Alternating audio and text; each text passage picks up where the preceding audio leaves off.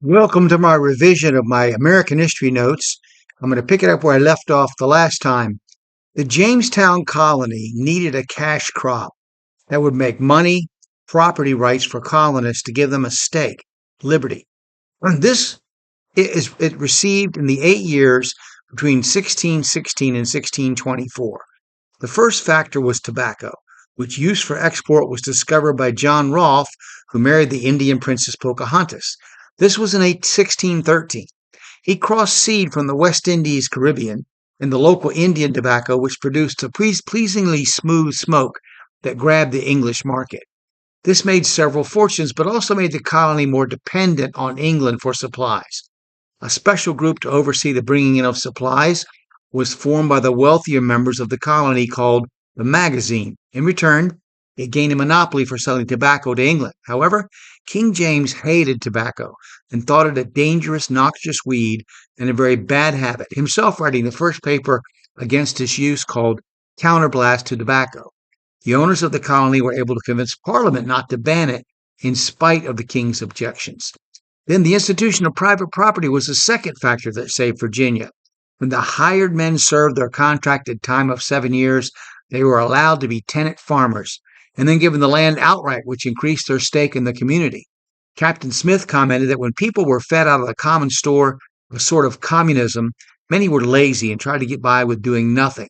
When they had property of their own, their productivity increased manifold. Within 10 years, tenant farms extended for 20 miles up the James River.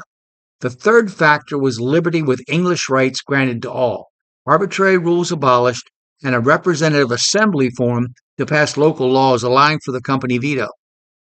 This fulfilled the promise first made when the colony was founded that English rights would be had by all.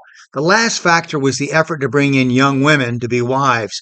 This afforded a family situation and stabilized the community. The first legislative assembly in America was summoned in 1619 by Governor Yeardley. Yardley is another spelling. Elected by all men, including foreigners. The foundations of liberty were set, but with an ominous for the future entry of black Africans, 15 of which were purchased that year by the governor from a Dutch ship, according to Johnson.